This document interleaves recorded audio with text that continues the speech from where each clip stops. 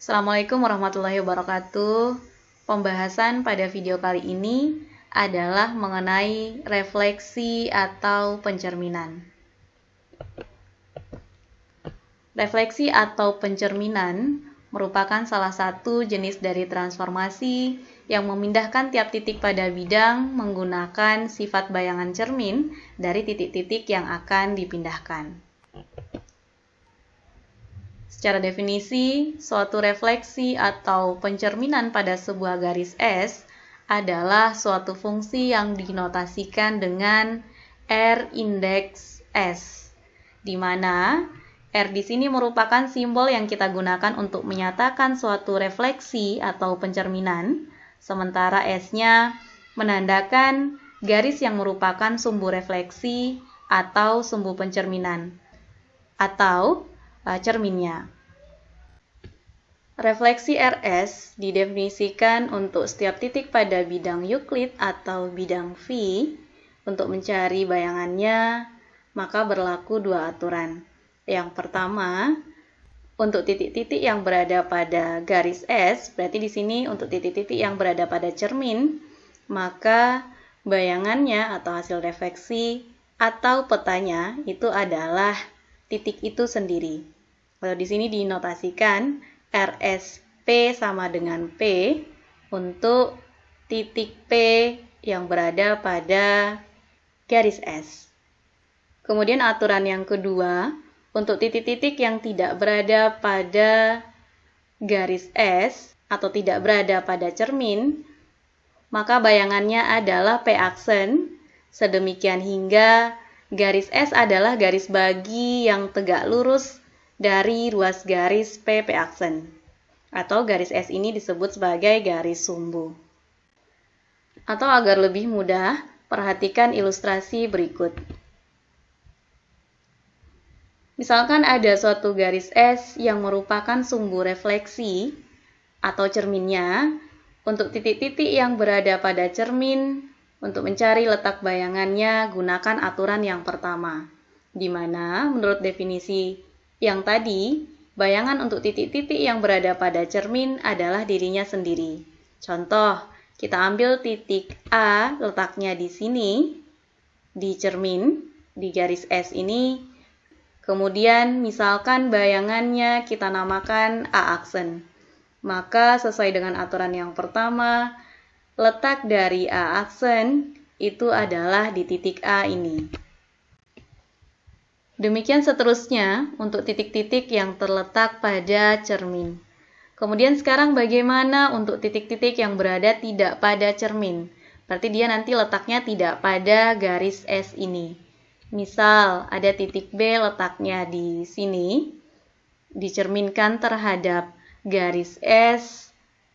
Kemudian jika bayangan atau hasil refleksi dari B itu kita namakan B aksen, maka karena B berada tidak pada cermin, berdasarkan aturan kedua, bayangan atau B aksen itu terletak sedemikian sehingga garis S ini menjadi garis bagi yang tegak lurus dari B aksen.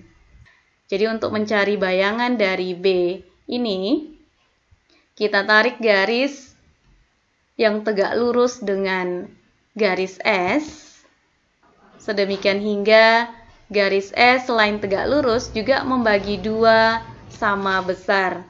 Nah, yang dimaksud di sini adalah jarak antara titik dengan cermin, yakni garis S ini, sama dengan jarak antara bayangan dengan cermin. Sehingga kita peroleh bayangan dari titik B oleh refleksi garis S itu adalah di sini.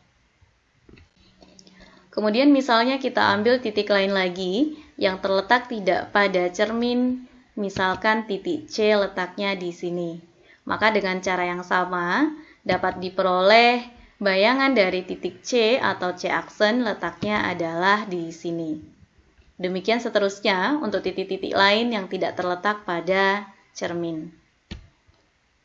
Selanjutnya, misalkan pada soal atau pada contoh nanti ditemukan atau ditentukan suatu garis yang berbeda sebagai cermin, bukan S misalnya, tapi suatu garis T, maka notasinya berubah menjadi R indeks T. Begitu seterusnya bergantung pada garis yang menjadi cermin atau sumbunya. Selanjutnya terdapat teorema yang menyatakan bahwa refleksi merupakan transformasi.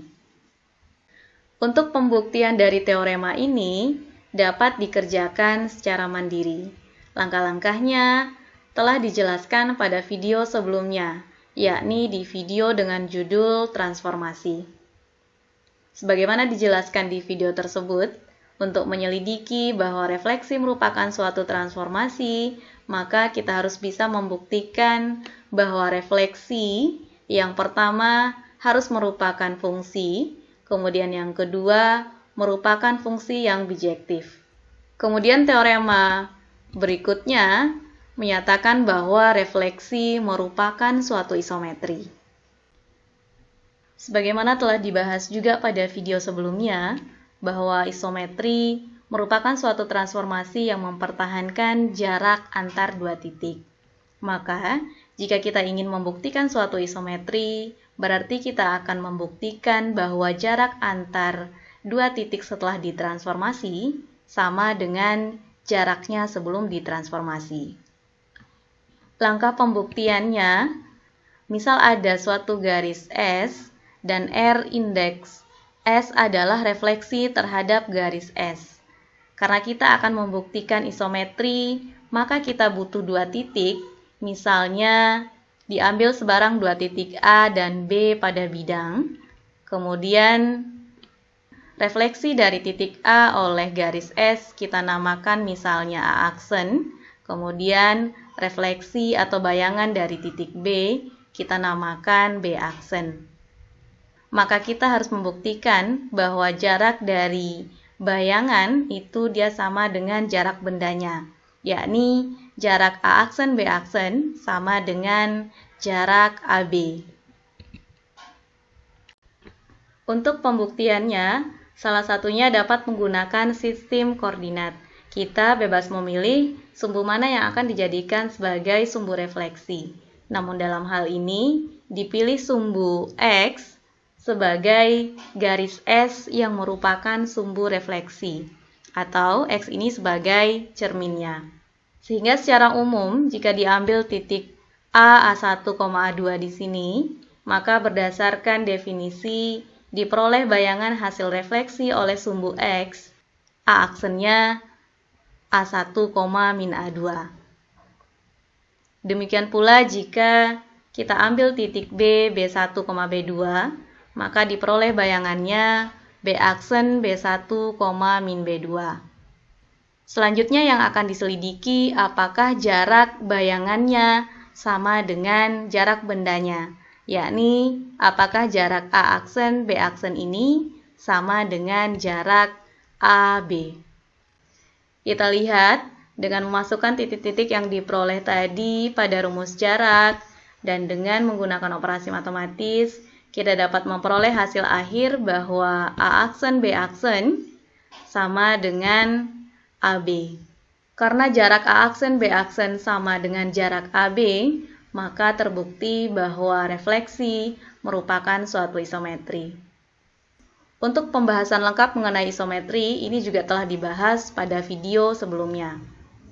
Selanjutnya, karena kita telah menyimpulkan bahwa refleksi merupakan isometri, pertanyaannya lagi adalah, apakah refleksi termasuk isometri langsung ataukah isometri yang berlawanan?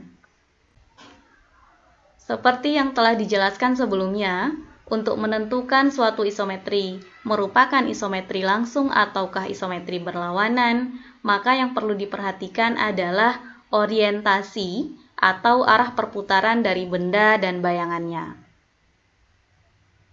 Suatu orientasi disebut positif jika arah keliling sesuai atau searah dengan jarum jam. Kemudian apabila arah perputarannya berlawanan dengan arah putaran jarum jam, maka orientasinya disebut orientasi negatif. Kemudian disebut dengan isometri langsung jika suatu isometri mempertahankan orientasi, yakni orientasi benda sama dengan orientasi bayangannya. Sebaliknya, isometri berlawanan jika membalikkan orientasi. Jadi orientasi benda tidak sama dengan orientasi bayangannya. Cara mengeceknya, karena kita mau menyelidiki sebuah orientasi, maka kita butuh 3 titik tak segaris. Misalnya kita langsung gunakan titik-titik pada contoh sebelumnya. Pada contoh ini terdapat 3 titik, yakni A, B, dan C. Kemudian tadi telah kita dapatkan masing-masing bayangan untuk 3 titik ini, yakni A aksen di sini, kemudian bayangan dari B di sini, dan bayangan dari C di sini. Untuk menentukan apakah refleksi ini merupakan isometri langsung ataukah berlawanan, kita cek terlebih dahulu orientasi bendanya. Caranya adalah kita dapat membuat sebuah lingkaran yang melalui titik A, B, C, kemudian kembali lagi ke A, kemudian kita dapat memperhatikan arah perputaran atau orientasinya. Kita lihat orientasi atau arah perputaran dari benda A, B, C. Setelah ini bisa dilanjutkan kembali ke A, itu searah dengan jarum jam, berarti orientasinya positif. Kemudian kita lihat untuk bayangannya dari A aksen, B aksen ke C aksen, perputarannya adalah ke sini, kemudian kembali ke A aksen, itu berlawanan dengan arah jarum jam. Sehingga orientasi dari bayangannya ini adalah orientasi negatif. Sehingga dapat kita simpulkan bahwa refleksi tidak mempertahankan orientasi, di mana tadi untuk bendanya dia orientasinya positif dan bayangannya adalah orientasinya negatif. Sehingga refleksi merupakan isometri yang berlawanan. Selanjutnya ada teorema yang menyatakan bahwa refleksi mempertahankan besar sudut. Untuk membuktikan bahwa refleksi mempertahankan besar sudut, kita dapat memperhatikan kembali bahwa di teorema sebelumnya yang sudah kita buktikan tadi menyatakan bahwa refleksi merupakan isometri. Kemudian di teorema pada video sebelumnya telah dibuktikan bahwa isometri itu mempertahankan besar sudut, sehingga dapat kita tarik kesimpulan bahwa refleksi mempertahankan besar sudut. Sekian untuk pembahasan kali ini. Sampai jumpa pada pembahasan berikutnya.